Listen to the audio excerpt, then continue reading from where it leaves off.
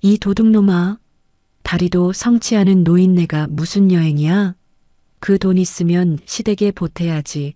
어디 딸년 시켜서 시집 돈을 친정으로 빼돌려. 그 말과 함께 칠순을 앞둔 노인의 초록색 여권이 사돈의 두 손에 갈기갈기 찢겨 허공에 흩날렸습니다.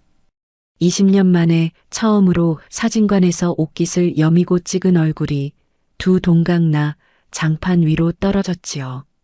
그런데 노인은 화도 못 내고 불편한 다리로 무릎을 꿇었습니다. 굽은 등으로 바닥을 기며 행여 딸이 곤란해질까봐 찢어진 조각을 한 장 한 장 주워 담았지요. 그 모습을 지켜보던 딸은 그날 밤 조용히 결심합니다.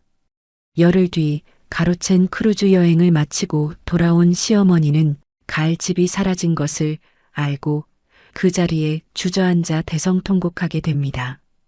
이야기 시작 전 저희 채널을 구독해 주시면 오늘 하루 큰 행운이 가득하시길 빌겠습니다. 오늘의 사연 시작합니다. 병원 휴게실 낡은 소파에 앉아 저는 핸드폰 화면을 차갑게 내려다보고 있었습니다. 대학병원 물리치료실에서 하루 10시간씩 무거운 환자들을 부축하다 잠깐 얻은 점심시간이었지요.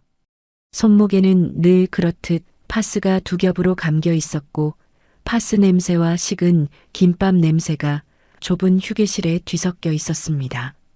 42, 물리치료사. 그게 그 무렵 저를 설명하는 전부였습니다.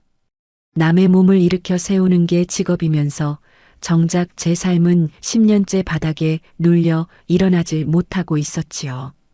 화면에서는 가족 단톡방 알림이 쉬지 않고 울렸습니다.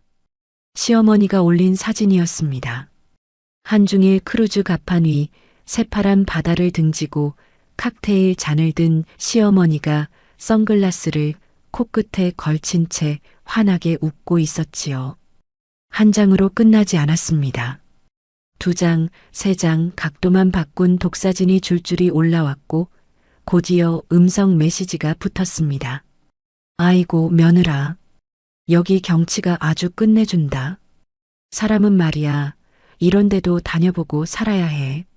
늙었다고 방구석에 틀어박혀 있으면 그게 사는 거니? 돈은 이런 데 쓰는 거야. 저는 음성 메시지를 재생하다 말고 손가락을 멈췄습니다. 늙어서 방구석에만 처박혀 있으면 그게 사람이냐고.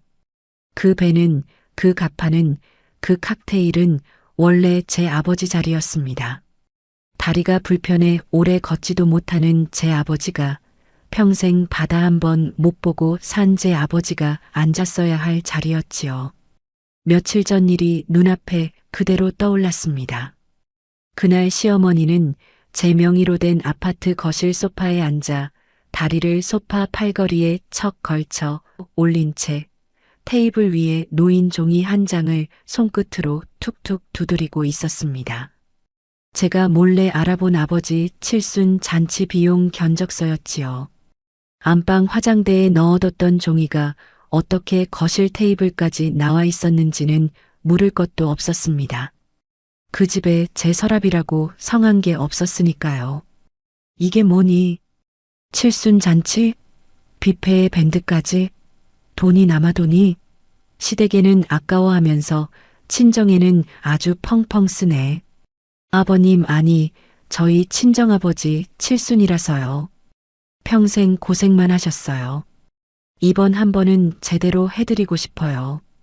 제 말에 시어머니는 코웃음을 쳤습니다. 콧방귀 소리가 어찌나 크던지 부엌에 있던 제 어깨가 움찔했지요. 평생 고생? 누가 들으면 나라라도 구한 줄 알겠다. 남의 집 담벼락 쌓고 시멘트 이긴 게 무슨 대단한 벼슬이니? 그런 노인네한테 칠순 잔치가 웬 말이야. 노인정에서 국수 한 그릇이면 넘치지. 저는 싱크대 앞에서 애플망고를 깎던 손을 멈췄습니다. 제 카드로 산 애플망고였습니다. 한 개에 10,000원이 넘는 그 과일을 시어머니와 남편은 텔레비전을 보며 아무렇지 않게 집어먹고 있었지요. 저는 마른 침을 삼키고 조심스럽게 입을 뗐습니다. 어머님, 저희 아버지 다리가 많이 안 좋으세요. 더 늦기 전에 바다 한 번은 보여드리고 싶었어요. 그래서 여행을 좀. 말이 채 끝나기도 전에 시어머니가 손을 휘휘 저었습니다. 바다? 여행? 얘가 정신을 어디 두고 사니? 다리도 성치 않은 노인네를 배에 태워? 가다가 넘어지면 네가 책임질 거야? 돈 있으면 시댁부터 챙겨. 며느리가 친정에 돈 빼돌리는 버릇. 그거 아주 못된 버릇이야. 그때 식탁에 앉아 과도로 망고를 쓱쓱 발라먹던 남편이 희죽 웃으며 끼어들었습니다. 엄마 말이 맞지. 장인어른이 무슨 크루즈야. 배 타면 멀미나 하고 고생만 하지. 괜히 돈 쓰고 생색 내려는 거 아니야? 안 그래, 여보? 여보. 남편은 저를 늘 그렇게 불렀지만 저를 위해 그 입을 열어준 적은 10년 동안 단 한 번도 없었습니다. 저는 과도 손잡이를 손바닥이 하얘지도록 꽉 쥐었습니다. 망고즙이 손목을 타고 흘러 파스에 스며들었지요. 목구멍까지 뜨거운 것이 치밀어 올랐지만 저는 그걸 그대로 삼켰습니다. 늘 그래왔던 것처럼요. 며느리의 도리. 저는 그 네 글자를 방패처럼 끌어안고 10년을 버텼습니다. 이 아파트는 제 것이었습니다. 30평이 조금 넘는 볕이 잘 드는 이 집을 저는 결혼 전부터 부은 적금과 밤낮 없는 야간 근무 수당으로 대출을 끼고 온전히 제 힘으로 잡만했습니다. 등기부등본 소유자란에는 오직 제 이름 석자만 올라가 있었지요. 남편은 단돈 한 푼 보탠 적이 없었고 시어머니는 말할 것도 없었습니다. 그런데도 시어머니는 이 집을 제 집처럼 드나들었습니다. 안방 도어락 비밀번호를 언제 알아냈는지 제가 근무하는 낮이면 수시로 현관문을 열고 들어와 냉장고 반찬통을 죄다 꺼내 뚜껑을 열어 냄새를 맡고 마음에 안 들면 개수대에 쏟아버렸지요. 어떤 날은 퇴근하고 오니 화장대 서랍이 죄다 열려 있었습니다. 서랍 안 영수증을 한 장 한 장 펼쳐놓고 시댁에 쓴 돈과 친정에 쓴 돈을 손가락으로 짚어가며 비교하고 있었던 겁니다. 친정 갖다 준 게 이번 달에만 3번이네. 시댁은 한 번이고 며느리가 시집살림은 뒷전이고 친정 곳간만 채우니 이러고도 네가 우리 집 며느리야? 저는 아무 말도 못했습니다. 시어머니가 젊어서 모진 시집살이를 당했다는 넋두리를 하도 들어서 그 한을 제가 좀 받아준다는 마음으로 견뎠지요. 불쌍한 노인네니까 그렇게 저를 다독였습니다.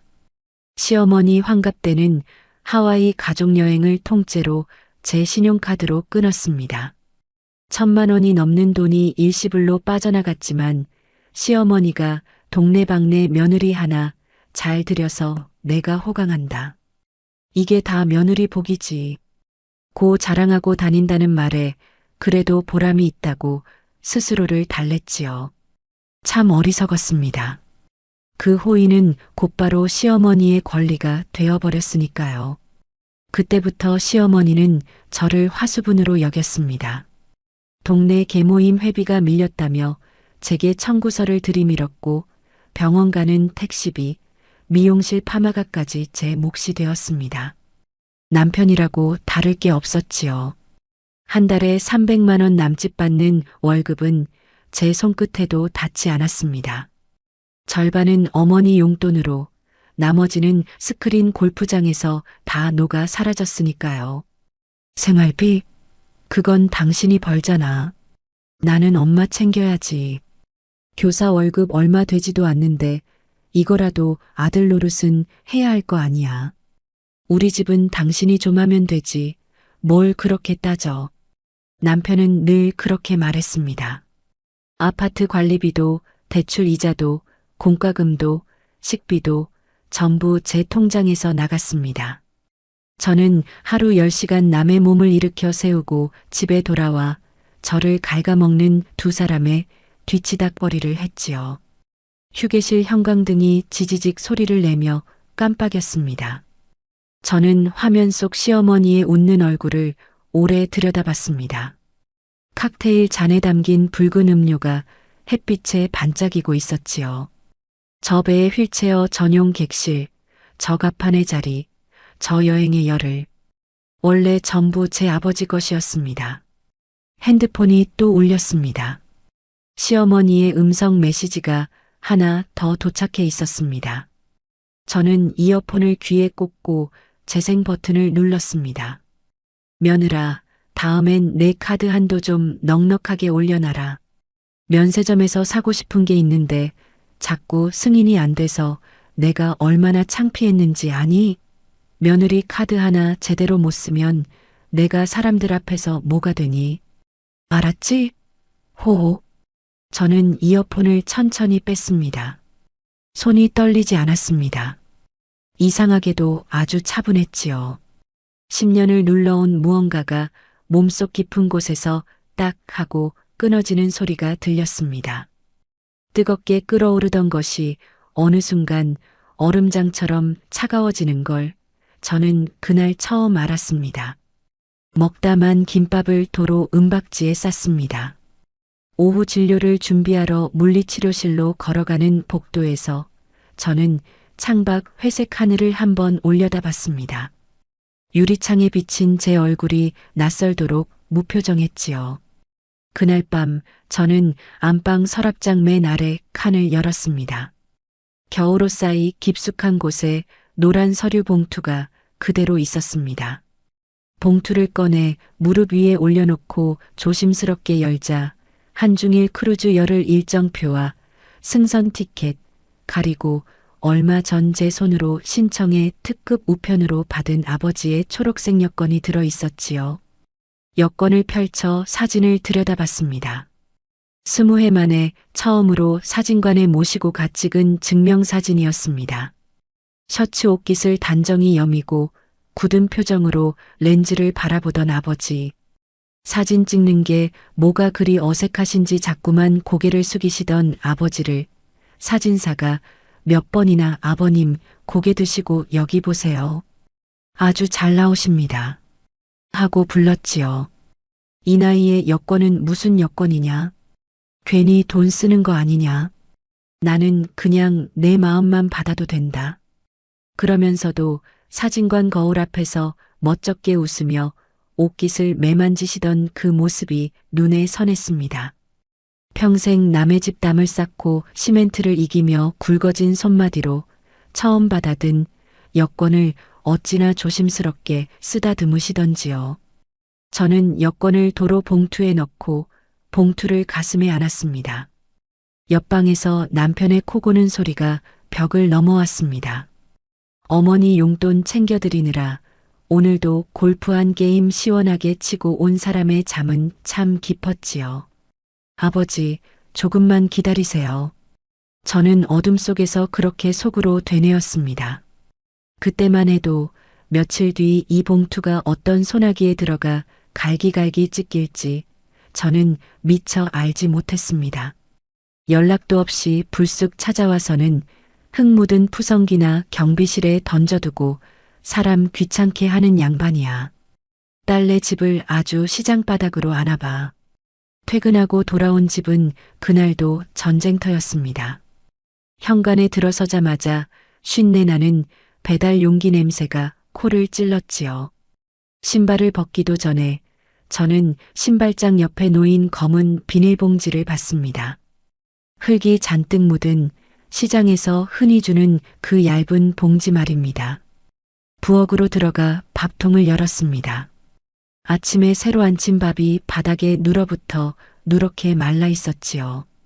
두 사람이 하루 종일 배달 음식만 시켜 먹고 밥통은 열어보지도 않은 겁니다. 싱크대에는 짜장면 그릇 2개, 탕수육 접시 하나, 콜라, 페트병이 음식 찌꺼기도 씻지 않은 채 아무렇게나 쌓여 있었습니다. 국물이 말라붙어 개수대가 얼룩덜룩했지요. 저는 고무장갑을 끼고 그릇을 하나씩 씻기 시작했습니다. 소파에 누워 텔레비전을 보던 남편이 힐끔 고개를 돌렸습니다. 왔어? 나 배고픈데 뭐 좀 시켜 먹자. 당신도 어차피 먹어야 하잖아.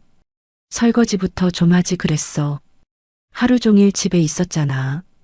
제 말에 남편은 대꾸도 없이 다시 텔레비전으로 눈을 돌렸습니다. 그 옆 안방에서는 시어머니가 제 화장대 앞에 앉아 크림을 얼굴에 바르고 있었지요.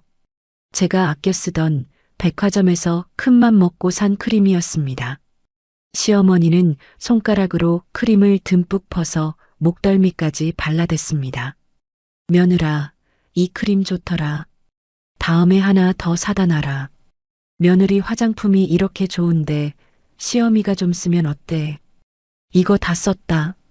저는 아무 말도 하지 못하고 다시 고무장갑 낀 손을 개수대에 담갔습니다. 그 검은 비닐봉지는 여전히 신발장 옆에 놓여 있었지요. 어머님, 저 봉지는 뭐예요? 아, 그거 오늘 낮에 사돈 어른이 왔다 갔단다. 연락도 없이 상추인지 뭔지 흙 묻은 걸 한 봉지 들고 와서는 아주 사람 손가게 만들더라. 저는 물을 잠갔습니다. 손끝에서 물방울이 뚝뚝 떨어졌지요. 아버지가 오셨어요? 언제요? 낮에. 초인종을 어찌나 눌러대는지. 내다봤더니 사돈 어른이 봉지를 들고 떡하니 서 있더라고. 나도 바쁜 사람인데 문을 왜 열어줘? 경비실에 맡기고 가라 그랬다. 저는 고무장갑을 벗었습니다. 손이 조금 떨렸지요. 안방으로 성큼 들어가 시어머니를 봤습니다. 어머님, 아버지가 여기까지 오셨는데 문도 안 열어주셨어요?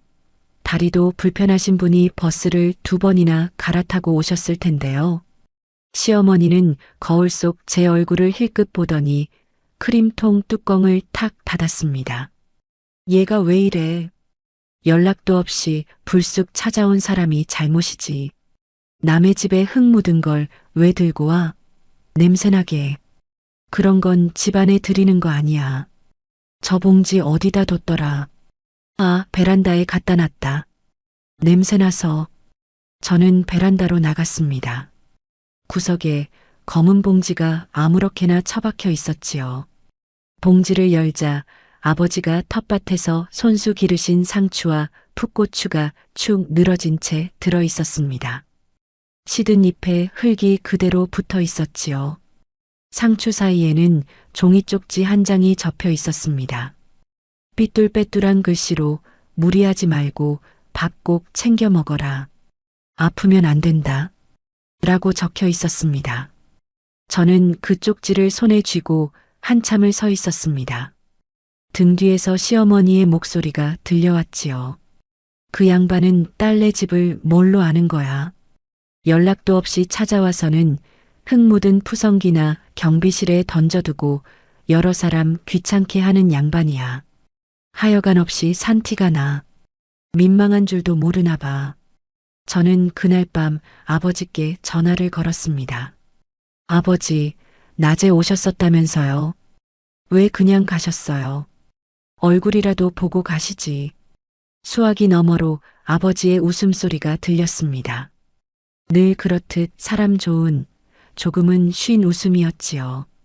아이고, 줄 것만 전했으면 됐지. 네가 일하는데 내가 기다리면 마음 쓰일까봐 그랬다.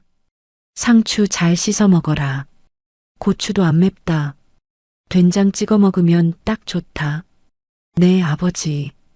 다음엔 꼭 미리 연락하고 오세요. 제가 따뜻한 밥 해드릴게요. 됐어. 내가 뭘 얻어먹으려고 갔겠냐. 그냥 내 얼굴 잠깐 보면 됐다 싶어서 간 거지. 못 봤어도 괜찮다. 네가 잘 살고만 있으면 아버지는 됐다. 전화를 끊고 저는 한참을 어둠 속에 앉아 있었습니다. 아버지는 딸 얼굴 한번 보려고 버스를 2번 갈아타고 오셨던 겁니다. 그런데 며느리 사는 집 문턱도 못 넘고 흙 묻은 봉지만 경비실에 맡긴 채 낡은 배낭을 메고 조용히 정류장으로 되돌아가셨지요. 딸에게 짐이 될까봐, 사위 집에서 자기 때문에 딸이 곤란해질까봐 아버지는 늘 그렇게 자신을 지웠습니다. 새벽 3시 저는 홀로 깨어 베란다로 나갔습니다. 검은 봉지에서 상추를 꺼내 하나하나 씻었습니다. 시든 잎은 떼어내고 그래도 먹을 만한 잎은 물에 담가 살려보려 했지요. 흙이 손톱 밑에 끼었지만 상관없었습니다. 얼굴 한 번 못 보고 돌아선 아버지의 굽은 등이 자꾸만 눈앞에 어른거렸으니까요. 물소리 사이로 지난 10년이 물처럼 흘러갔습니다.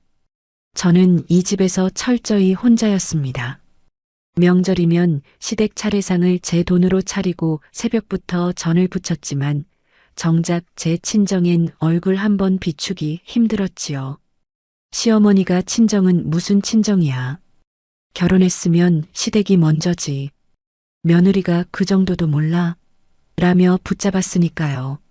상추를 다 씻고 나니 창밖이 희끄무레하게 밝아오고 있었습니다. 저는 결심했습니다. 아버지가 더 나이 드시기 전에, 다리가 더 나빠지시기 전에 세상 구경을 시켜드리자고요. 평생 남을 위해서만 산 아버지에게 딱 한 번이라도 온전히 아버지만을 위한 시간을 드리고 싶었습니다. 며칠 뒤 저는 남몰래 여행사를 찾아갔습니다. 한중일을 도는 열흘짜리 크루즈였지요. 다리가 불편한 아버지를 위해 휠체어 전용 객실을 따로 예약했습니다. 여행사 직원이 어르신 모시기에 편한 객실입니다. 이동도 훨씬 수월하실 거예요. 이라고 설명할 때 저는 마음이 벅차올랐습니다. 문제는 여권이었습니다. 아버지는 평생 여권을 만들어 본 적이 없었지요. 저는 아버지를 모시고 20해 만에 처음으로 사진관에 갔습니다. 이 나이에 무슨 여권이냐? 나 죽을 때까지 비행기 탈 일도 없다. 괜히 돈 쓰지 마라. 아버지, 비행기 아니에요. 배 타는 거예요. 그래도 여권은 있어야 해요. 이번엔 제 말 들으세요. 사진관에서 아버지는 어색하게 셔츠 옷깃을 여미고 앉으셨습니다. 사진사가 아버님, 고개 조금만 드시고요. 살짝만 웃어보세요. 아주 좋습니다. 했지만 아버지는 끝까지 굳은 표정이셨지요. 웃는 게 뭐가 그리 쑥스러우셨는지요. 그래도 사진이 나오자 아버지는 돋보기를 쓰고 한참을 들여다보셨습니다. 이거 나 맞냐? 많이 늙었네. 그래도 내 덕에 이런 사진도 찍어본다. 그러면서도 입가에는 옅은 미소가 걸려 있었습니다. 며칠 뒤 여행사에서 특급 우편으로 아버지의 여권과 일정표, 승선 티켓이 도착했습니다. 저는 노란 서류 봉투를 안방 서랍장 맨 아래 칸, 겨울옷 사이에 깊숙이 숨겨두었지요. 시어머니에게 들키면 무슨 소리를 들을지 뻔했으니까요. 그때는 그렇게 숨겨두면 안전한 줄 알았습니다.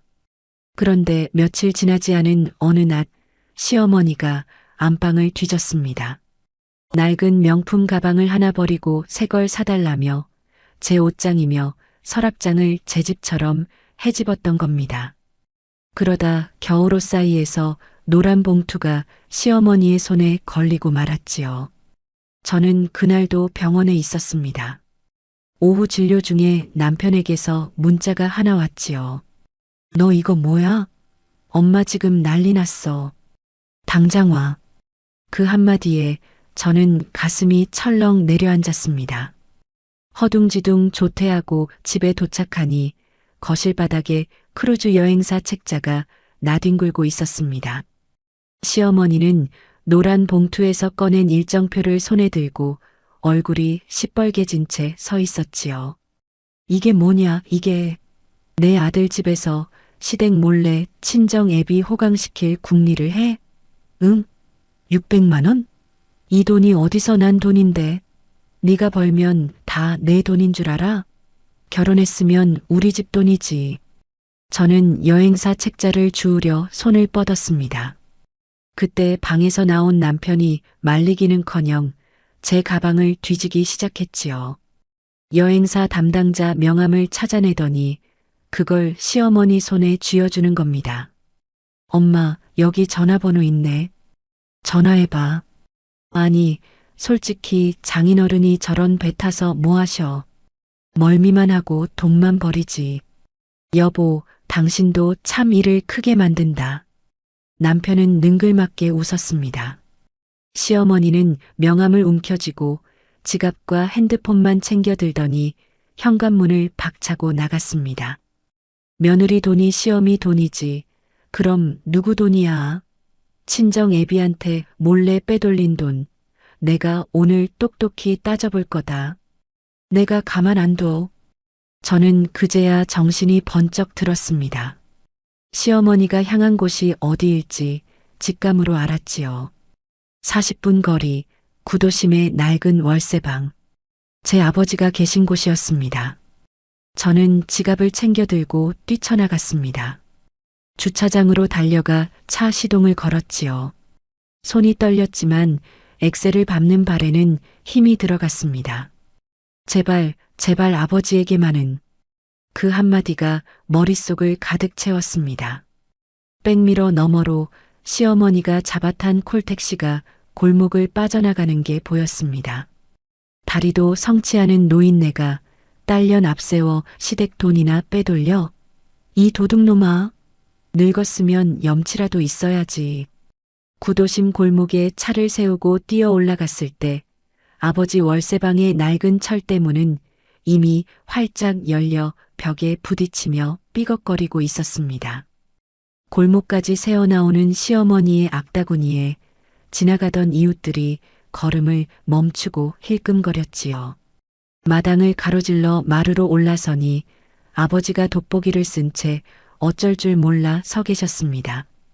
방금 전까지 마루에 앉아 여행 책자를 넘겨보고 계셨던 모양이었지요. 책자는 이미 시어머니 손에 구겨진 채였고 시어머니는 그 종이 뭉치를 아버지 얼굴에 집어 던졌습니다. 다리도 성치 않은 노인네가 딸년 등쳐서 시댁 돈이나 빼돌리게 해? 이 도둑놈아, 뻔뻔하게 무슨 크루즈야, 크루즈가.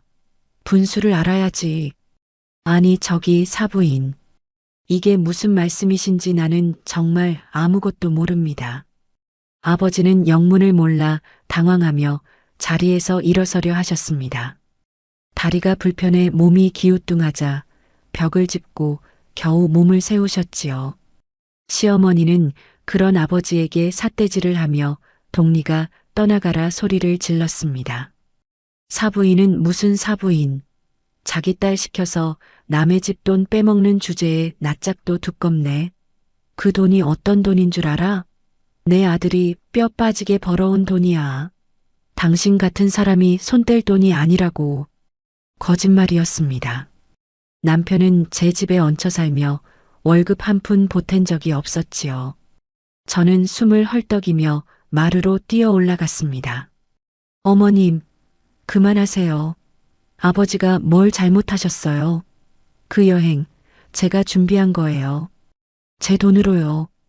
제 목소리가 채 끝나기도 전이었습니다. 시어머니가 탁자 위에 놓인 아버지의 초록색 여권을 낚아챘습니다. 20해 만에 처음 만든 아버지 생애 첫 여권이었지요. 시어머니는 그걸 두 손으로 움켜쥐더니 제가 손을 뻗을 새도 없이 갈기갈기 찢기 시작했습니다. 안 돼요. 그거 놓으세요. 어머님, 그건 아버지 거잖아요. 제발요. 여권이 반으로 다시 넷으로 종이 조각이 되어 허공에 흩뿌려졌습니다. 아버지의 증명사진이 인쇄된 페이지가 옷깃을 단정히 여미고 찍었던 그 얼굴이 조각조각 찢겨 얼룩진 낡은 장판 위로 떨어져 내렸지요. 그 다음 순간을 저는 평생 잊지 못합니다. 아버지가 무릎을 꿇으셨습니다. 다리가 불편한 몸으로 굽은 등을 바닥에 대다시피 하고 기어서 흩어진 여권 조각들을 손으로 긁어 모으기 시작하셨지요. 그러면서 자꾸만 제 눈치를 살피셨습니다. 찢어진 증명사진 조각을 얼른 무릎 아래로 감추시더군요. 행여 제 입장이 난처해질까봐, 사돈 앞에서 딸이 곤란해질까봐 아버지는 당신이 당한 모욕을 숨기려 하셨던 겁니다. 괜찮다, 괜찮아. 내가 쓸데없는 걸 만들어서 그렇다. 미안하다, 미안해. 미선아, 너는 가만히 있어라. 너까지 욕먹으면 안 된다. 아버지의 그 말에 제 안에서 무언가가 완전히 끊어졌습니다. 10년간 방패처럼 끌어안았던 며느리의 도리가 소리 없이 부서졌지요. 저는 시어머니에게 달려들어 멱살을 잡으려 했습니다. 이성이 남아있지 않았습니다. 이 손 놔요. 우리 아버지가 뭘 잘못했는데요? 왜 우리 아버지한테 이래요? 왜요? 바로 그때 뒤따라 들어온 남편이 제 두 팔목을 뒤에서 거칠게 낚아챘습니다. 팔이 등 뒤로 꺾이며 저는 앞으로 고꾸라질 뻔했지요. 미쳤어? 엄마한테 지금 뭐 하는 거야? 아무리 화가 나도 그렇지. 어디서 시어머니한테 손을 대? 나, 이거 놓으라고. 당신은 보고도 아무렇지 않아? 저게 우리 아버지 여권이야. 남편은 저를 붙든 채 시어머니를 향해 핏대 선 얼굴로 떠들어댔습니다. 엄마가 저렇게 가고 싶어 하시는데. 여보, 이번 크루즈는 그냥 엄마 명의로 돌리자. 장인어른은 나중에 내가 모실게. 나중에 좋게 해드리면 되잖아. 왜 일을 이렇게 키워? 나중에. 저는 그 말이 무슨 뜻인지 10년을 살며 뼈저리게 알고 있었습니다. 나중은 오지 않는 시간이었지요. 남편의 입에서 나온 그 위선적인 헛소리에 저는 차라리 웃음이 나올 뻔했습니다. 저는 팔을 힘껏 비틀어 남편의 손을 뿌리쳤습니다. 그리고 바닥에 엎드린 아버지에게 다가가 여권 조각을 긁어 모으던 아버지의 거친 두 손을 꽉 부여잡았습니다. 시멘트와 벽돌에 평생 긁혀 굳은 살투성이인 손이 잘게 떨리고 있었지요. 아버지, 그만하세요. 손 다쳐요. 제가 할게요. 이제 제가 할게요. 저는 소리 없이 뜨거운 눈물을 흘리며 장판 위에 흩어진 여권 조각을 하나도 남김없이 주워 봉투에 담았습니다. 사진 조각까지 아주 작은 종이 부스러기까지 손끝으로 눌러 담았지요. 찢어진 여권이 명백한 범죄의 증거라는 것을 저는 직감했습니다. 시어머니는 이미 명함을 들고 여행사에 전화를 걸고 있었습니다. 여보세요? 나 이번에 배 타는 사람 보호자인데 예약자 이름 바꿔요. 전우영 씨 이름으로 된 거 그거 취소하고 내 이름으로 다시 등록해요. 빨리요. 나 박춘자야. 주민번호 불러줄 테니까 받아 적어요. 시간 끌지 말고. 전화기 너머 직원이 뭐라고 설명하는 모양이었습니다. 시어머니는 짜증을 부렸지요. 취소 수수료? 그까짓 거 얼마든 상관없어. 여기 카드 있으니까 이걸로 긁어요. 재발권 수수료까지 전부 다. 며느리 카드니까 걱정 말고 긁으라고요. 여행 경비 600만 원은 이미 제 신용카드로 전액 결제된 상태였습니다.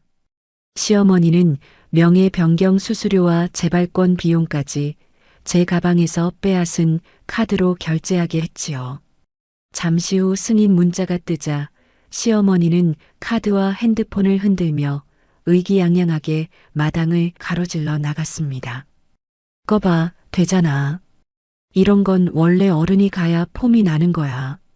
휠체어 끌고 다니는 노인네가 배는 무슨 배야. 내가 가야 돈 쓴 티가 나지. 안 그래? 남편이 그 뒤를 종종거리며 따라 나갔습니다. 마당에 남은 건 저와 아버지, 그리고 흩어진 종이 조각들 뿐이었지요. 아버지는 제 손등에 눈물을 뚝뚝 떨구셨습니다. 굵은 손가락으로 제 손을 어루만지며 같은 말만 되풀이하셨지요. 미안하다. 이 늙은이가 오래 살아서 너한테 패만 되는구나. 애초에 여행이 다 뭐냐? 나 같은 게 무슨 바다를 보겠다고. 다 내 욕심이었다. 미안하다, 미선아. 아버지가 내 앞길을 막았다. 아버지, 그런 말씀 마세요. 아버지 잘못 하나도 없어요. 하나도요. 오늘 일 제가 절대 그냥 안 넘겨요. 저는 아버지를 부축해 방으로 모셨습니다. 이불을 깔아드리고 물 한 잔을 떠다 드렸지요. 아버지는 찢어진 여권 조각이 담긴 봉투를 자꾸만 곁눈질하셨습니다. 그러다 제 눈치를 보며 낮게 물으셨지요. 미선아, 저 사부인 화가 많이 났더라. 너 시댁에서 쫓겨나는 거 아니냐? 그러면 안 되는데. 나 때문에 네가 미움받으면 안 되는데. 저는 그 말에 가슴이 미어졌습니다. 당신 여권이 눈앞에서 찢겨나갔는데 이 순간에도 아버지가 걱정하는 건 오직 딸이 시댁에서 곤란해질까 하는 것뿐이었으니까요. 아버지, 걱정 마세요. 제가 다 알아서 할게요. 아버지는 아무 걱정 마시고 주무세요.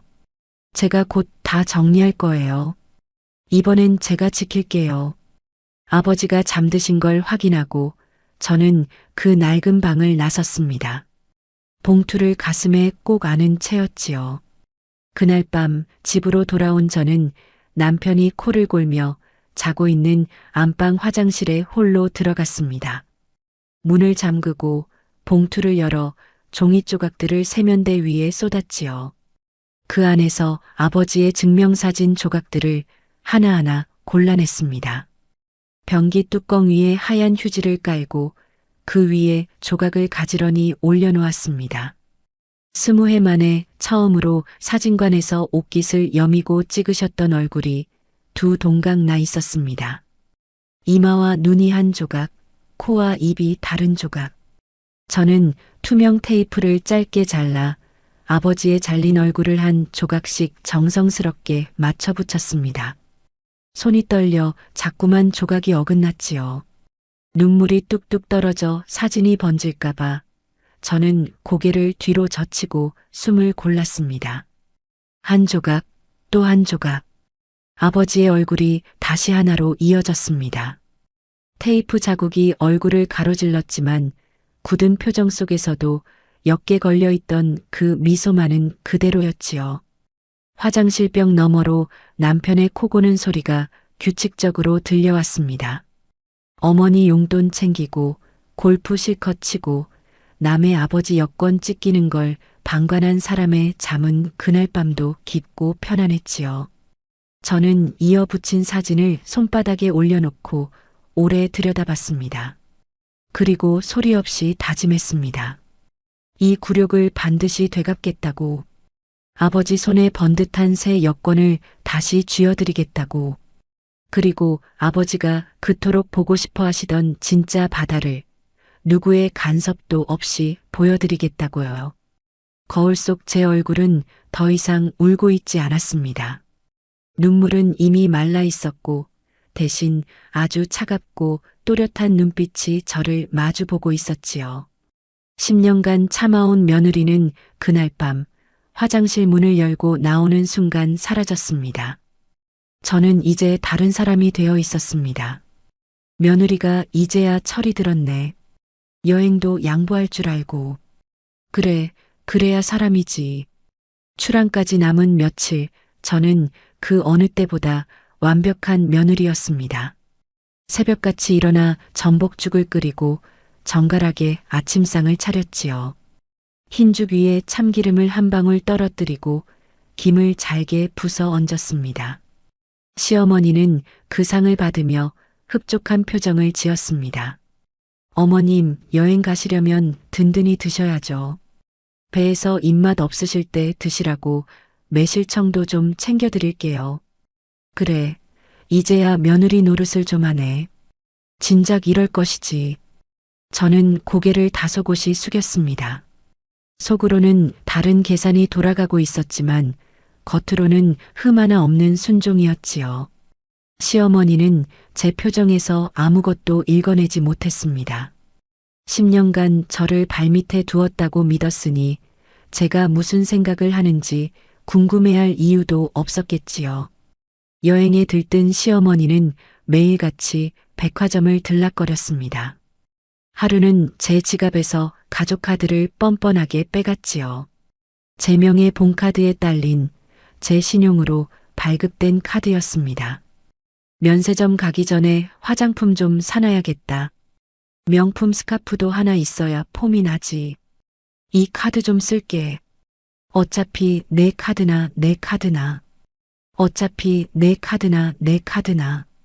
저는 그 말을 마음속에 또박또박 적어두었습니다. 저는 웃으며 카드를 내주었습니다. 어차피 곧 정지시킬 카드였으니까요. 두 사람이 출근하고 집이 빗나지면 저는 조용히 움직였습니다. 첫날 저는 동네에서 가장 입이 무겁기로 소문난 부동산 중개인에게 전화를 걸었습니다. 사장님, 저 아파트 좀 내놓으려고요. 그런데 조건이 좀 있어요. 열흘 안에 잔금까지 다 끝내는 조건으로 시세보다 5천만 원 낮춰서 금매로 내놓을게요. 현금 거래만 받고요. 전화기 너머로 중개인이 놀라는 기색이었습니다. 시세보다 5천만 원이나 낮춘 현금 금매라니 이 동네에서 흔한 매물이 아니었으니까요. 사모님, 진짜 그 가격이면 하루 만에 나갑니다. 근데 왜 이렇게 급하게? 사정이 좀 있어요. 그리고 이 일은 저희 남편이나 시어머니한테는 절대 말씀하지 마세요. 부탁드려요. 중개인은 알겠다고 했습니다. 저는 전화를 끊고 다음 일을 준비했지요. 은행 창구에서는 담당 직원이 담보대출 서류를 넘기다 저를 힐끗 봤습니다. 잔금일에 근저당을 동시에 말소하려면 절차가 빠듯하다고 했지요. 저는 서류에 서명을 하며 시어머니 비상금 계좌로 매달 나가던 50만 원 자동이체 해지도 함께 신청했습니다. 10년간 단 한 번도 걸은 적 없던 돈이었지요. 이것도 정지할까요? 직원의 물음에 저는 짧게 고개를 끄덕였습니다. 손끝이 조금도 떨리지 않는 게 저조차 낯설었습니다. 변호사 사무실도 찾아갔습니다. 저는 그동안 모아둔 것들을 서류 가방에서 꺼내 책상 위에 펼쳤습니다. 남편 차 블랙박스에서 추출한 음성 파일, 어머니가 며느리 흉을 보며 내뱉은 폭언, 남편이 맞장구 치던 목소리가 고스란히 담겨 있었지요. 그리고 10년간 꼼꼼히 기록한 엑셀 가계부, 누가 얼마를 벌었고 누가 얼마를 썼고 생활비와 대출 이자를 누가 감당했는지 날짜별로 정리된 파일이었습니다. 마지막으로 투명 테이프로 이어붙인 아버지의 초록색 여권을 꺼냈습니다. 이건 저희 시어머니가 제 친정아버지 앞에서 두 손으로 찢은 여권입니다. 이걸로 고소하고 싶어요. 재물 손괴하고 여권법 위반으로요. 변호사는 이어붙인 여권을 한참 들여다봤습니다. 테이프 자국이 얼굴을 가로지른 증명사진을 보더니 낮게 고개를 끄덕였지요. 충분히 됩니다. 타인의 여권을 고의로 훼손한 건 명백한 재물 손괴고 여권법 위반도 성립합니다. 이 증거들이면 대응하기 어렵지 않겠어요. 저는 그 자리에서 형사고소 절차와 남편과의 이혼 및 재산 관련 준비를 함께 진행했습니다. 변호사는 제게 한 가지를 특히 강조했지요. 이 아파트가 혼인 전부터 사모님 개인 자금으로 형성된 특유재산이라는 걸 입증할 자료가 있으면 재산 분할에서 방어가 훨씬 유리합니다. 결혼 전 적금 내역, 대출 상환 기록 다 챙겨두세요. 이미 다 준비해뒀어요. 인감증명서를 때려 들른 구청 민원실에서 번호표를 쥐고 앉아 저는 새 집을 떠올렸습니다. 문턱이 없고 화장실이 넓고 거실에 볕이 잘 드는 신축 투룸 빌라. 휠체어가 편하게 드나들 수 있는 아버지와 함께 살 집이었지요. 그날 오후 부동산에서 계약서에 도장을 찍으며 저는 세대주 칸에 오직 제 이름 석 자만 또박또박 적어 넣었습니다. 이틀 뒤 부동산에서 연락이 왔습니다. 시세보다 싼 가격과 초단기 잔금 조건에 혹한 매수인이 나타났다고요. 50대 현금 부자라 했습니다. 저는 남편 몰래 오후 반차를 내고 부동산 골방에서 매매계약서에 도장을 찍었지요. 장금일은 크루즈 마지막 일정에 딱 맞춰 못 박았습니다. 시어머니가 배에서 내리기 하루 전날이었습니다. 장금일의 근저당 말소하고 소유권 이전까지 한 번에 끝내는 걸로요. 매수인분께도 그렇게 전해주세요. 계약금과 중도금이 제 통장으로 들어왔다는 알림음이 울렸습니다. 저는 그 소리를 들으며 거실벽에 걸려있던 가족사진을 떠올렸습니다. 남편이 어머니 어깨에 손을 얹고 저는 한쪽 구석에서 어색하게 웃고 있는 사진. 10년간 그 사진 속에서 저는 늘 손님 같았지요. 이제 그 위선적인 액자를 내릴 날도 며칠 남지 않았습니다. 그날 저녁 시어머니는 거실 한가운데에 대형 캐리어를 활짝 펼쳐놓고 짐을 싸고 있었습니다.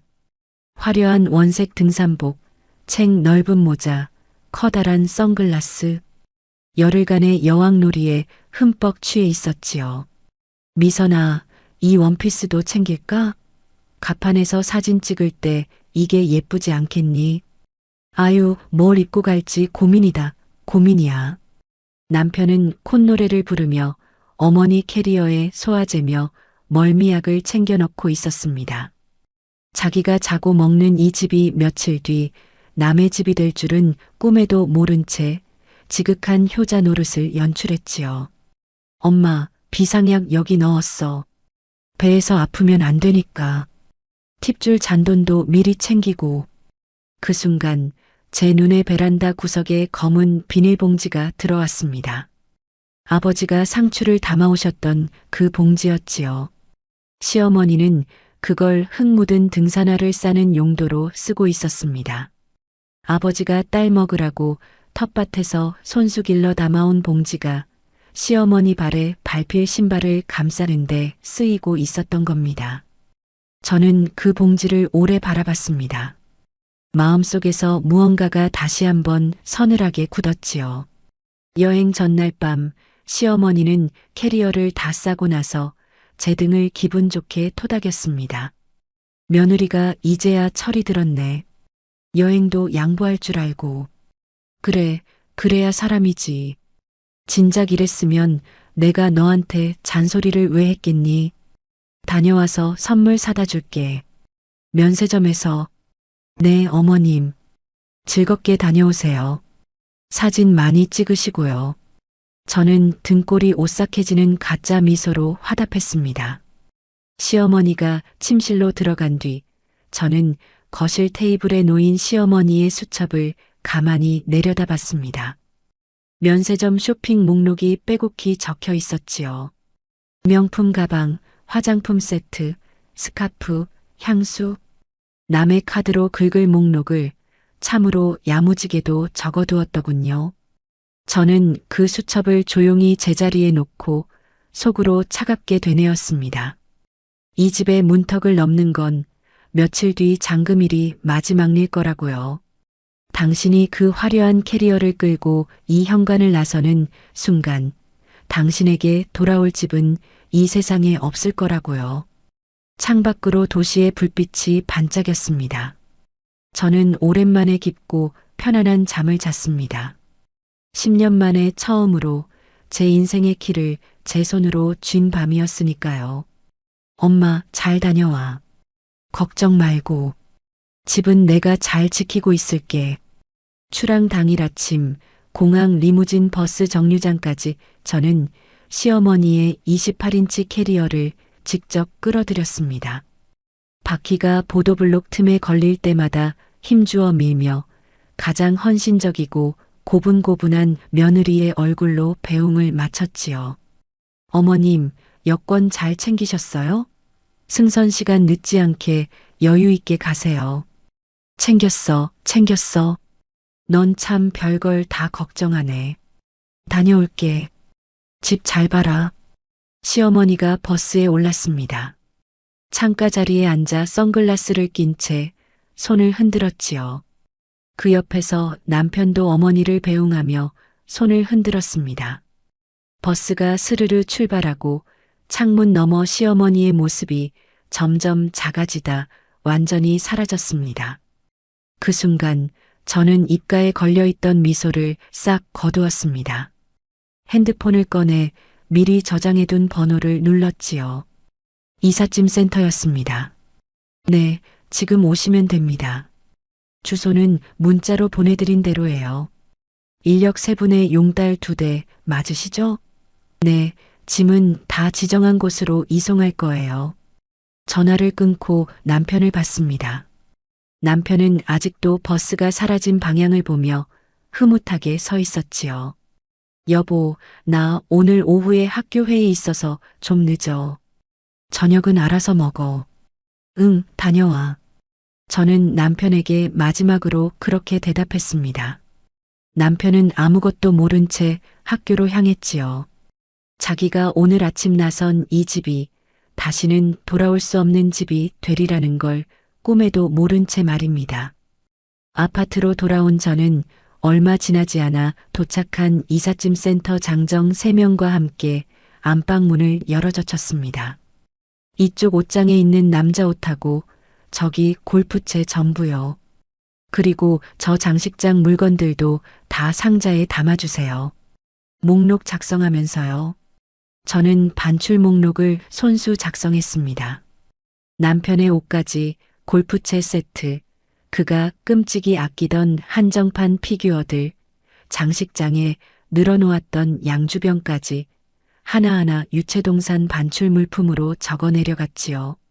남의 집에 얹혀 살며 제 돈으로 사모은 물건들이 상자 안으로 차곡차곡 담겼습니다. 이거 다 어디로 보낼까요? 짐꾼이 물었습니다. 저는 주소가 적힌 메모를 건넸지요. 왕복 2시간 거리예요. 시골 본가 주소고요. 착불로 보내주세요.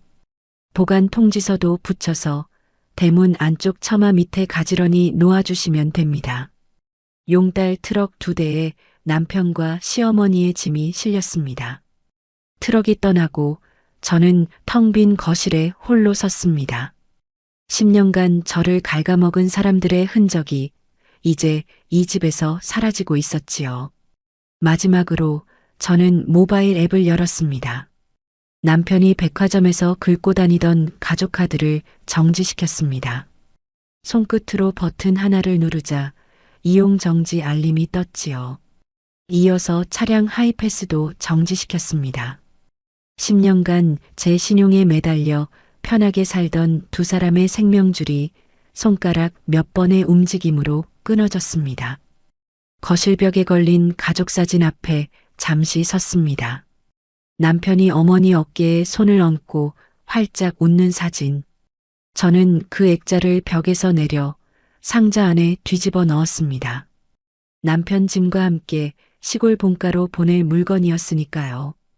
크루즈 마지막 일정에 맞춰 못 박은 잔금일이 밝았습니다.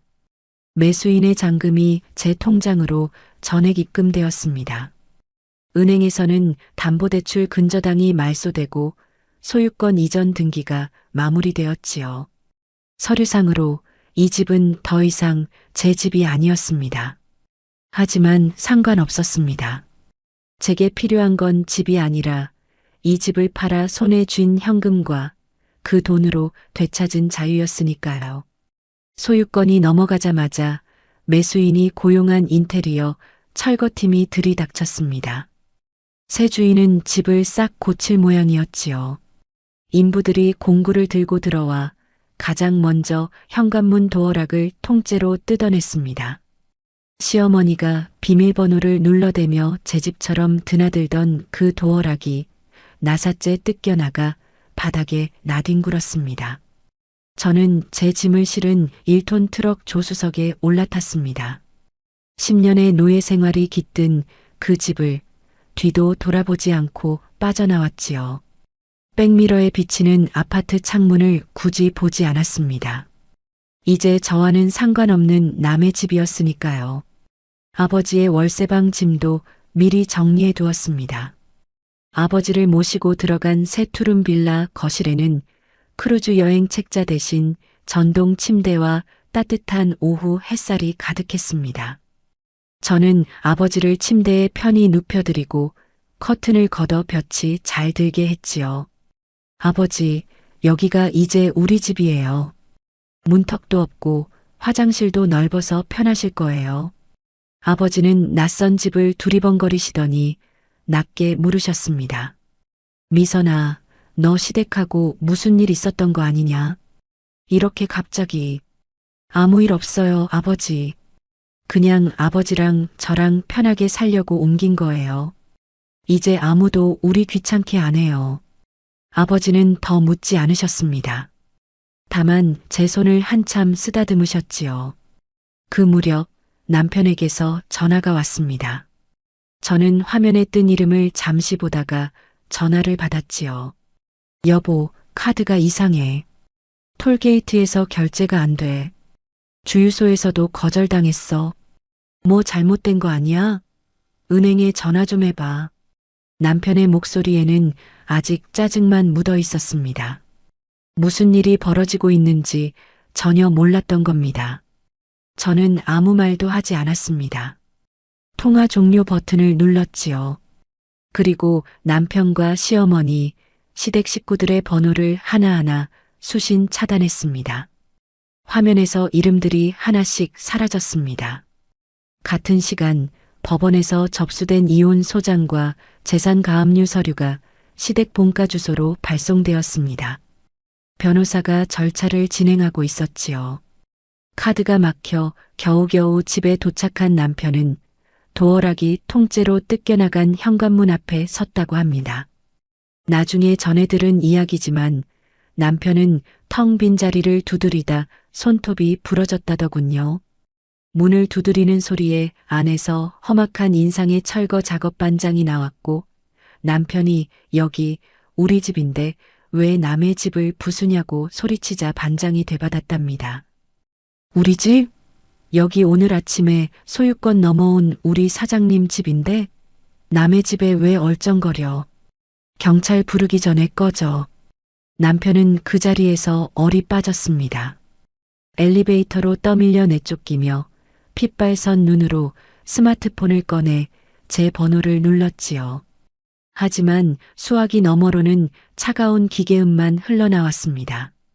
지금 거신 번호는 없는 번호입니다. 다시 확인하고 걸어주십시오. 그 기계음이 10년간 제 인생을 옥죄던 사람의 숨통을 서서히 조이기 시작했습니다. 빌라 거실에서 저는 창밖 노을을 바라보며 아버지 곁에 앉아 있었습니다. 핸드폰은 무음으로 돌려둔 채였지요. 남편이 몇 번을 걸든 이제 그 소리는 제게 닿지 않았습니다. 10년 만에 처음으로 저녁이 이토록 고요할 수 있다는 걸 알았습니다. 엄마, 집이 없어졌어. 아파트가 팔렸다고. 우리 이제 갈 데가 없어. 엄마 이거 어떡해. 퇴근에 돌아올 집이 하루아침에 남의 손에 넘어갔다는 걸 깨달은 남편은 혼란에 빠져 구도심의 친정아버지 월세방으로 차를 몰았습니다. 저와 아버지가 거기 있을 거라 여겼겠지요. 하지만 방은 굳게 닫혀 있었고 집주인 할머니가 마당에서 서늘한 대답만 돌려주었다고 합니다. 그 어르신? 아침 일찍 방 빼고 이사 갔어. 보증금도 다 정산해서 나갔지. 어디로 갔는지는 나도 몰라. 남편은 그제야 사태가 심상치 않다는 걸 느꼈던 모양입니다. 지갑을 뒤졌지만 현금 한 푼 없었지요. 카드는 모조리 막혔고요. 주머니에 굴러다니던 동전을 긁어모아 겨우 기름을 조금 넣고 왕복 2시간 거리의 시골 본가로 향했습니다. 대문을 열고 들어선 남편은 처마 밑에 인계된 짐 더미를 발견했습니다. 자기 옷가지와 골프채, 아끼던 피규어들이 상자째 쌓여 있었고 그 위에 착불 이송 통지서와 보관 통지서가 붙어 있었지요. 남편은 마당 한가운데서 짐승 같은 괴성을 질렀다고 합니다. 그리고 본가 우편함을 열었습니다. 그 안에는 법원에서 발송된 이혼 소장과 위자료 청구서, 아파트가 이미 현금으로 매각되어 소유권이 넘어갔다는 매매 사실 통지서가 들어 있었지요. 서류를 한 장 한 장 넘기던 남편은 다리에 힘이 풀려 흙바닥에 주저앉았습니다. 10년간 제 집에 얹혀 살며 효자 행세를 하던 남편의 세상이 그렇게 하루아침에 무너졌습니다. 남편은 그 서류들을 스마트폰으로 하나하나 촬영해 크루즈 선상에 있는 어머니에게 카카오톡으로 다급하게 전송했지요. 한편 저는 변호사를 통해 남편과 시댁 식구들에게 일체의 개별 연락과 접근을 금지하는 내용 증명을 발송했습니다. 그리고 제가 근무하는 병원 보안팀에도 남편의 사진을 넘겼지요. 이 사람이 병원에 찾아올 수도 있어요. 출입을 좀 통제해 주세요. 접근 금지 내용 증명도 보낸 상태예요. 보안팀장은 사진을 받아 게시판에 붙이겠다고 했습니다. 저는 제 일상을 지키기 위해 그렇게 겹겹이 방어선을 쳤지요. 같은 시각 크루즈 선내 뷔페에서 시어머니는 랍스터를 뜯으며 대만의 화려한 야경을 즐기고 있었습니다. 접시 위에 세우며 개며 산더미처럼 쌓아놓고 갑판 창밖으로 반짝이는 불빛을 배경으로 사진을 찍었지요. 그러다 남편이 보낸 카카오톡을 확인했습니다. 이혼 소장 사진, 버려진 짐 더미 사진, 팔려나간 아파트의 매매 사실 통지서. 시어머니는 입에 넣던 랍스터 쌀을 그대로 뱉어냈다고 합니다. 나중에 같은 배를 탔던 이웃 아주머니가 전한 이야기였지요. 시어머니는 다급하게 제 번호로 로밍 전화를 걸었습니다. 하지만 수화기 너머로는 연결할 수 없다는 차가운 안내 멘트만 끝없이 반복해서 흘러나왔지요. 몇 번을 다시 걸어도 마찬가지였습니다. 이미 수신 차단된 번호였으니까요. 열흘의 크루즈 일정도 후반으로 접어들었습니다. 시어머니가 그토록 벼르던 선내 면세점에서 500만 원어치 명품 가방을 골라 계산대에 올렸을 때였지요. 제 가족 카드를 내밀었습니다. 하지만 단말기에서는 결제 거절 메시지가 떴습니다. 손님, 카드가 승인이 안 되는데요. 다른 카드 없으세요? 시어머니는 얼굴이 벌개져 카드를 다시 긁게 했지만 몇 번을 해도 거절이었습니다. 제가 출항 당일 아침에 정지시킨 카드였으니까요. 뒤에 줄선 승객들의 시선이 따갑게 꽂혔지요. 시어머니는 결국 가방을 계산대에 놔두고 물러날 수밖에 없었습니다. 무료 뷔페와 객실 식수는 이용할 수 있었지만 그게 전부였습니다. 유료 프리미엄 라운지도 면세 쇼핑도 팁 결제도 전부 막혔지요. 화려한 여왕놀이를 꿈꾸던 시어머니는 순식간에 초라한 신세가 되었습니다. 가장 큰 망신은 하선 전날이었습니다. 크루즈에서는 승무원들에게 주는 팁이 승선료에 포함되지 않은 별도 정산이었는데 시어머니는 그 필수 팁조차 결제하지 못했습니다. 카드가 다 막혔으니까요. 결국 외국인 승무원들과 보안 요원들이 시어머니 선실 앞으로 몰려왔다고 합니다. 손짓 발짓으로 정산을 요구하는 승무원들에게 둘러싸여 시어머니는 복도 한가운데서 공개적인 망신을 당했지요. 같은 배에 탔던 이웃 아주머니가 나중에 혀를 차며 이야기했습니다. 아이고, 그 양반 말도 마. 처음 며칠은 갑판에서 칵테일이니 뭐니 하면서 얼마나 유세를 떨었는지 몰라. 근데 마지막엔 방에서 나오지도 못하더라고.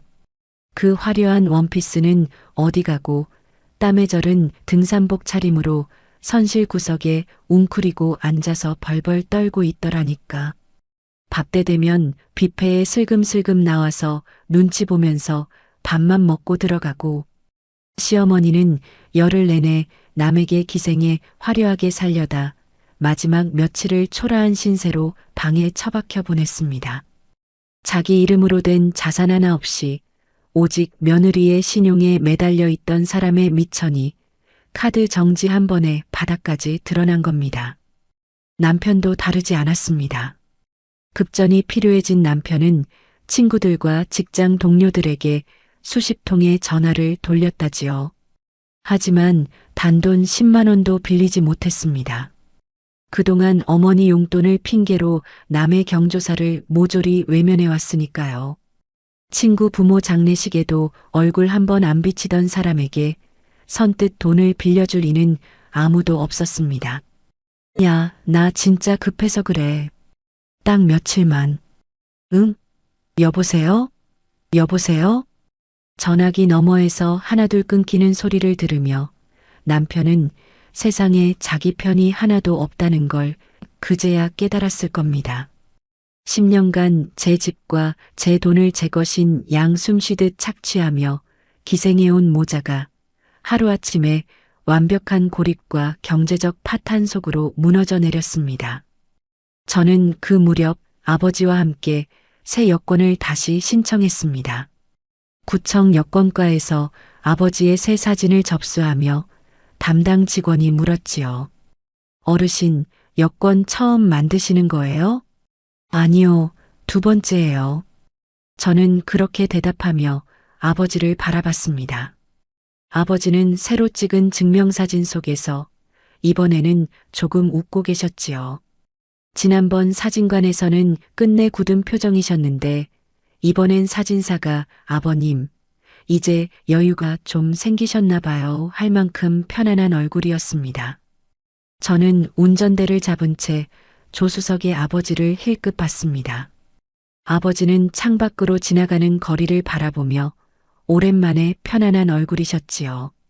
크루즈에서 초라하게 무너지고 있을 시어머니와 시골 마당에서 짐더미를 붙들고 주저앉았을 남편이 이 순간 제게는 조금도 중요하지 않았습니다. 제 곁에는 아버지가 있었고 그거면 충분했으니까요. 그 아파트는 우리 아들이 같이 살던 집이야. 판돈의 절반은 내놔. 그게 며느리 도리지. 열흘 만에 부산항에 도착한 시어머니는 화려한 면세점 쇼핑백 대신 선내 무료 행사에서 받은 싸구려 열쇠고리 하나만 손에 쥐고 있었습니다. 하선 통로를 빠져나오며 남편과 통화로 아파트 매각과 이혼 소송이 사실임을 대면 확인한 순간 시어머니는 그 자리에 주저앉아 대성통곡했다고 합니다. 사람들이 오가는 하선 통로 한복판에서요. 갈 곳 없어진 시어머니는 시골 본가로 향했습니다. 밤새 내린 비에 젖은 짐더미와 물에 젖어 곰팡이가 피기 시작한 아들의 옷가지들을 보며 마당에서 가슴을 치고 바닥을 뒹굴었다지요. 며느리 명의의 아파트라는 화수분이 사라지자 시어머니에게는 낡은 시골집 하나만 남았습니다. 며칠 씻지도 못하고 차에서 쪽잠을 자며 채권 추심에 시달리던 남편은 근무 시간 중 무단으로 학교를 빠져나왔습니다. 그리고 점심시간을 틈타 제가 근무하는 대학병원 물리치료실 앞 복도까지 들어왔지요. 보안팀에 사진을 넘겨두었지만 점심시간 혼잡한 틈을 타잠입한 겁니다. 구겨진 셔츠에 수염이 덥수룩한 남편이 환자 대기실 한가운데서 저를 발견하고 달려들었습니다. 그러고는 제 바지 가랑이를 붙잡고 무릎을 꿇었지요. 여보, 제발. 나 돌아갈 집이 없어. 진짜 없어졌다고. 한 번만, 딱 한 번만 용서해줘. 내가 잘못했어. 응? 우리 다시 시작하자. 대기실에는 진료를 기다리는 환자들과 간호사들이 있었습니다. 몇몇은 스마트폰을 꺼내 이 광경을 촬영하기 시작했지요. 저는 얼음장처럼 차가운 눈으로 남편을 내려다봤습니다. 10년간 저를 억누르던 사람이 이제 제 바짓단을 붙들고 매달리고 있었습니다. 저는 가운 주머니에서 세 가지를 꺼냈습니다. 투명 테이프로 덕지덕지 이어붙인 아버지의 초록색 여권, 그것을 증거로 접수한 형사 고소장 사본, 그리고 시어머니가 제 카드로 긁으려다 승인 거절된 영수증 뭉치였지요. 저는 그것들을 남편의 가슴팍에 가차없이 집어 던졌습니다. 이거 보여? 우리 아버지 여권이야. 어머님이 우리 아버지 앞에서 두 손으로 찢은 거. 내가 밤새 붙였어. 당신은 그때 뭐 했어? 내 팔목 붙잡고 어머님 편들었잖아. 나중에 장인어른 모시겠다고? 그 나중이 언제인데? 남편은 입술을 파르르 떨며 아무 말도 못했습니다. 저는 목소리를 낮췄지요. 오히려 낮은 목소리가 대기실을 더 서늘하게 갈랐습니다. 아파트 팔아서 번 돈 전부 내 통장에 있어. 당신이 10년간 단 한 푼도 안 보탠 그 집. 이제 당신은 그 시골 마당에서 젖은 쓰레기 짐들하고 어머님이랑 둘이 꼭 껴안고 평생 살아. 그게 당신들이 그렇게 원하던 시댁 대접이잖아. 그때 병원 보안요원 2명이 달려왔습니다. 남편의 양팔을 꺾어 붙잡았지요. 남편은 발버둥 쳤지만 두 요원에게 팔을 잡힌 채 복도 바닥을 질질 끌려나갔습니다. 여보, 여보, 이러지 마. 나 진짜 갈 데 없어. 여보. 저는 그 비참한 뒷모습을 돌아보지 않았습니다. 차분히 처방전 모니터로 시선을 돌리고 다음 환자를 준비했지요. 대기실이 술렁였지만 제 손끝은 조금도 떨리지 않았습니다. 며칠 뒤 이혼 소송 절차를 위해 법무사 사무실 회의실에서 시어머니와 마주 앉게 되었습니다. 시어머니는 퀭한 눈을 번뜩이며 자리에 앉기도 전에 삿대질부터 했지요. 너 인연, 그 아파트는 우리 아들이 같이 살던 집이야. 판돈의 절반은 내놔. 아니, 절반이 뭐야. 위자료로 내가 받아야 할 판에 며느리가 시어미 등쳐먹고 야반도주를 해? 제 옆에 앉은 변호사는 시어머니의 악다구니가 잦아들기를 기다렸습니다. 그리고 묵묵히 서류 가방을 열더니 준비해온 자료를 하나씩 테이블 위에 올려놓기 시작했지요. 먼저 이건 사모님 남편분이 지난 10년간 생활비를 단 한 푼도 지급하지 않았다는 걸 보여주는 통장 거래 내역서입니다. 그리고 이건 매달 스크린 골프장과 어머님 계좌로 빠져나간 결제 내역이고요. 변호사는 이어서 두꺼운 서류 한 뭉치를 밀어놓았습니다. 이건 아파트가 혼인 전부터 이어진 의뢰인 개인 자금과 의뢰인 명의의 대출 상환으로만 형성된 명백한 특유재산이라는 걸 입증하는 자금 출처 서류입니다. 결혼 전 적금 내역부터 대출 상환 기록까지 전부 있습니다. 이 아파트는 재산분할 대상이 아닙니다. 시어머니의 얼굴이 굳어갔습니다. 변호사는 노트북을 열더니 회의실 스피커에 연결했지요. 그리고 이건 차량 블랙박스에서 추출한 녹취입니다. 한번 들어보시죠. 스피커에서 시어머니의 목소리가 흘러나왔습니다. 며느리를 두고 내뱉은 온갖 폭언, 친정을 모욕하던 말들이 적나라하게 회의실을 채웠지요. 친정 애비가 뭐 대단한 고생을 했다고 없이 산 티가 난다던 말들이 시어머니 자신의 목소리로 되돌아왔습니다. 시어머니의 얼굴이 사색이 되었습니다. 이걸 어떻게 남의 말을 몰래 녹음해? 차량 블랙박스에 녹음된 음성입니다. 위법하게 수집한 증거가 아니에요. 그리고 하나 더 있습니다. 변호사는 마지막 서류를 시어머니 코앞에 밀어 넣었습니다. 이건 사모님이 의뢰인의 친정아버지 여권을 훼손한 건에 대한 확인서입니다. 재물손괴와 여권법 위반으로 손해배상 청구가 인정되었고 그 채권을 근거로 사모님 본가 부동산에 대한 가압류가 이미 완료되었습니다. 살고 계신 시골집 말입니다. 시어머니의 눈이 커졌습니다. 손이 부들부들 떨렸지요. 가압류? 우리 집을? 그 집은 내가 살아야 하는데. 빼앗을 돈은커녕 지금 살고 있는 낡은 시골집마저 넘어갈 위기에 처했다는 걸 파악한 시어머니는 회의실 바닥에 털썩 주저앉았습니다. 그러고는 제 바짓단을 붙잡았지요. 얼마 전 남편이 병원에서 그랬던 것처럼요. 미선아, 며느라, 내가 잘못했다. 응? 다른 건 다 몰라도 집만은 건드리지 말아다오.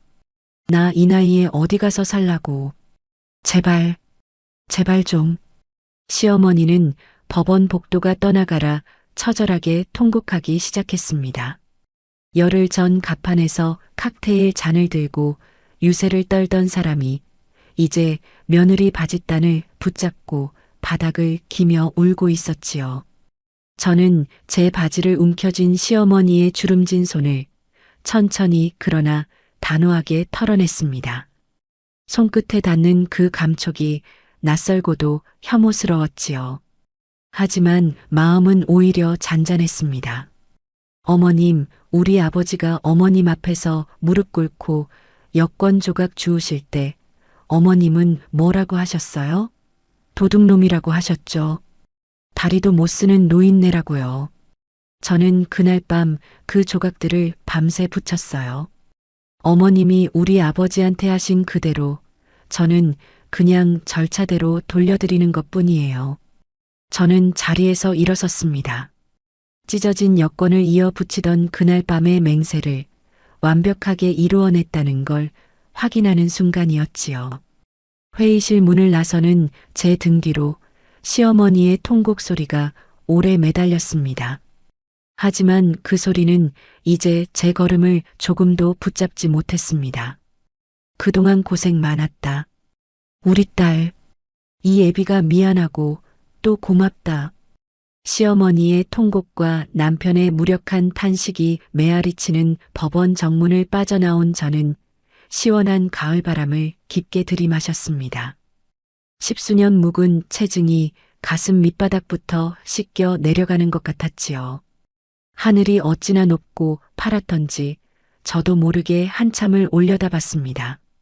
이혼 조정은 제 요구대로 마무리되었습니다. 위자료는 전액 인정되었고 재산 분할은 최소화되었지요.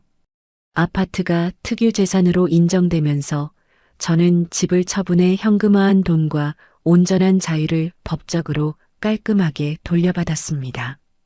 10년간 저를 갉아먹던 사람들에게 단 한 푼도 나눠줄 필요가 없었지요.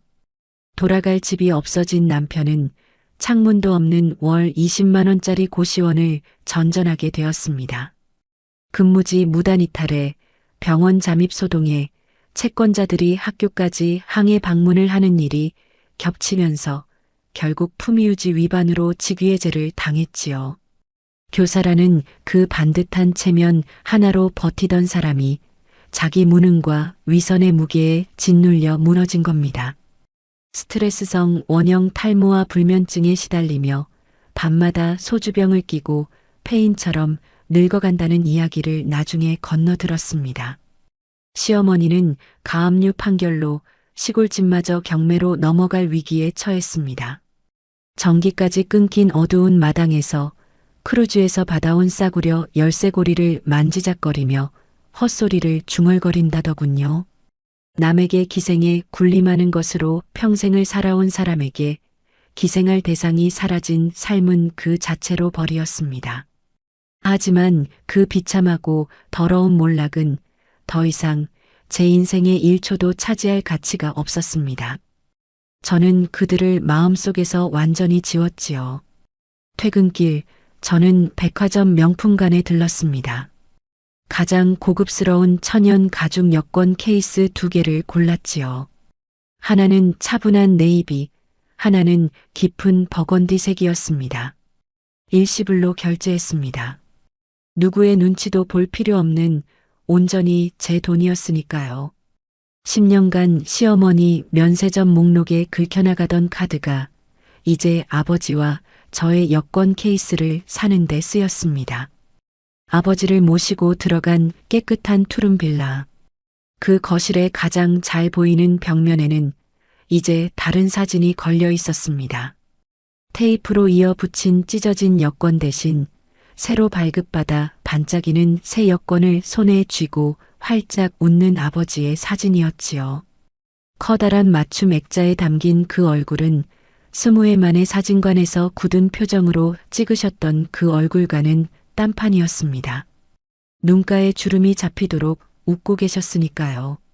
제 스마트폰 배경화면도 바뀌었습니다.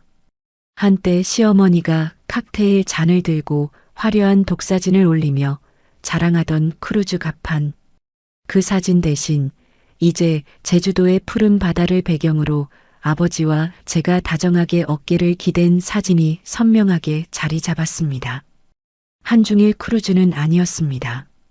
저는 아버지의 첫 바다 여행지로 제주를 택했지요. 비행기로 1시간, 아버지가 무리하지 않고 편히 다녀올 수 있는 곳이었으니까요. 바다는 어디든 바다였고 아버지에게는 그것으로 충분했습니다.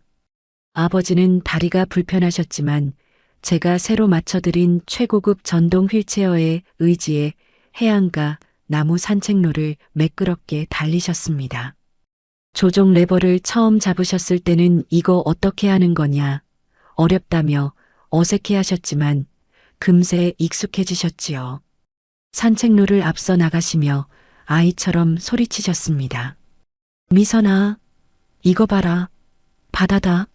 바다가 이렇게 넓은 거였구나. 야, 이거 참.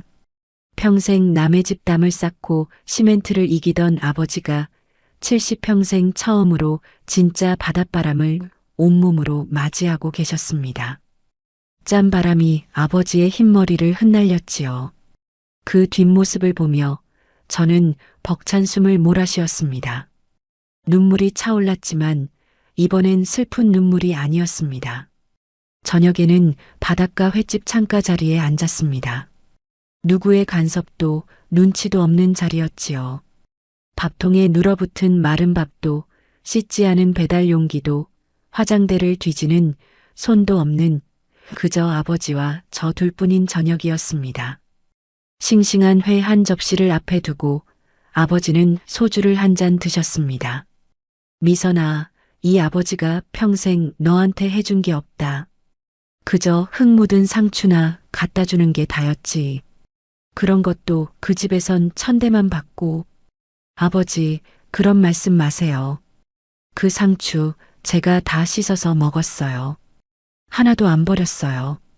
아버지는 그 말에 잠시 젓가락을 내려놓으셨습니다. 그러고는 굵고 거친 손으로 제 손을 꼭 쥐셨지요. 시멘트와 벽돌에 평생 긁혀 굳은 살투성이인 손이 이번에는 떨리지 않았습니다. 따뜻하고 단단했지요. 그동안 고생 많았다. 우리 딸, 이 애비가 미안하고 또 고맙다. 이렇게 바다 구경까지 시켜주고 나는 이제 죽어도 여한이 없다. 아버지, 그런 소리 마세요. 우리 앞으로 갈 데 많아요. 다음엔 진짜 배도 타고 더 멀리도 가요. 이제 시작이에요. 철썩이는 파도 소리가 창문 너머로 밀려왔습니다. 그 순간 제 뺨 위로 뜨거운 눈물이 속절없이 흘러내렸습니다. 10년간, 아니 어쩌면 그보다 더 오래 참아온 눈물이었지요. 하지만 이번엔 후련하고 또 행복한 눈물이었습니다. 저는 더 이상 누구의 노예 같은 며느리가 아니었습니다. 집문서를 뺏기고도 며느리 돌이라며 참는 호구 아내도 아니었지요. 저는 당당한 경제력을 갖춘 사랑받는 귀한 딸이었습니다. 창밖으로 해가 바다 너머로 붉게 지고 있었습니다. 아버지는 그 노을을 오래 바라보셨지요. 저도 아버지 곁에서 같은 곳을 봤습니다. 그동안 저를 짓눌렀던 모든 것이 저 붉은 노을과 함께 바다 너머로 넘어가고 있었습니다. 이제 온전한 제 인생의 첫 페이지가 눈부시게 열리고 있었습니다. 버려야 했던 10년을 덮고 저는 아버지와 함께 진짜 제 인생을 새로 쓰기 시작했습니다. 참는 게 미덕이라 믿었던 세월이 있었지요. 하지만 참는 것과 지키는 것은 다릅니다. 정말로 지켜야 할 사람이 누구인지 알아버린 순간 저는 더 이상 흔들리지 않았습니다. 여러분 곁에도 흙 묻은 상추 봉지 하나에 담긴 사랑처럼 말없이 여러분을 위하는 분이 반드시 계실 겁니다. 오늘 그 손 한번 꼭 잡아드리시길 바랍니다. 이야기를 끝까지 들어주셨다면 잘 들었다고 댓글 하나만 남겨주세요. 구독과 좋아요를 눌러주시는 모든 분들이 행복하시길 기원합니다. 오늘 함께 해주셔서 정말 감사합니다.